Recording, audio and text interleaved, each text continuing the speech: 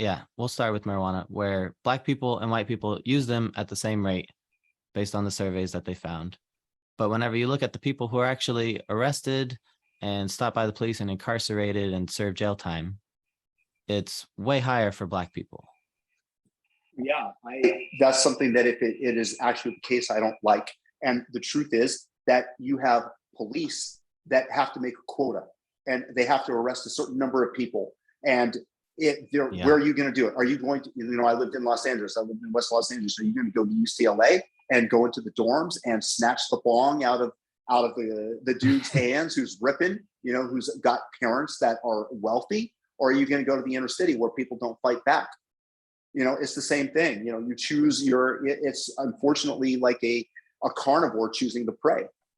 You go for the outlier, you go for the easy target because you want to create the statistics. And I've actually done some research to this. So it's not something that I'm a fan of, and I understand it, but that's really the explanation, is that the police have to meet a quota and are incentivized to arrest people, so they go after the easiest people. I don't necessarily think that it's racism that does it. It's just the fact that they're less likely to fight back and they're able to get their arrest quota.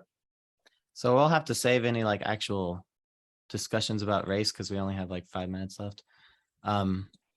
But yeah, I'm glad we're on the same page that police have this quota system, and it's kind of fucked up. Completely. It's messed up. You can put that one in. And that needs to be addressed. The other thing I wanted to mention on that was about drugs was, I'm going to get this messed up because I don't really deal with drugs, but like there's two types of drugs that are kind of the same, like crack cocaine and powdered cocaine or something like that. And black people tend to use one and white people tend to use the other. And for some reason, the laws codified make the one that white people use have like a much lesser sentence, and the laws that black people use have a much longer sentence, like almost 5 or 10 times as long or something like that. What do you think? I don't know if that's even 5 or 10 times. I don't know where that comes from, but I will say this, from my understanding, and this is not an area that I'm an expert in, the black politicians in the inner cities were actually the ones that were pushing for longer sentences because they saw it destroying the fabric of their neighborhoods. And so it was actually the black politicians that were pushing for it. And if you take a look at things like crystal meth, they have similar sentences as does powder cocaine. So that's kind of the white man's version of crack. And, in terms of it's in the lower income communities that they're using it, and it's cheap. And to the best of my knowledge, they have similar sentences. And as I stated, you could correct me if I'm not right, it was the black politicians that were pushing for harsher sentencing in this regard. I have no idea if that's true. I could see it being true, worth looking up. I took a note. But from my perspective, it doesn't really matter who pushed for it. We still see this discrepancy, right? Is that the question is, I don't want it for anybody. As I said, I think that drugs should be legal. But from my standpoint, the question is whether or not you're going to attribute to racism.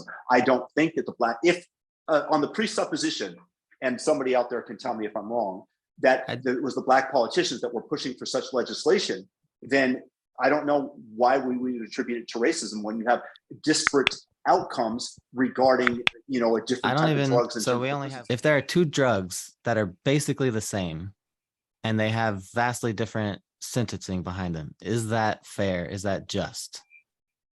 Well, yeah. If you have fentanyl, which will kill you if you take in a gram, not even a microgram of fentanyl, versus marijuana, I believe that there should be different sentences if you're going to make them illegal. Yes. Sorry, I think that one is great. Creates much I agree with harm. you there. That wasn't what I was asking though. If there are two drugs that are basically the same, so crack cocaine versus powdered cocaine, those are basically the same. They have the same effects, all that kind of stuff.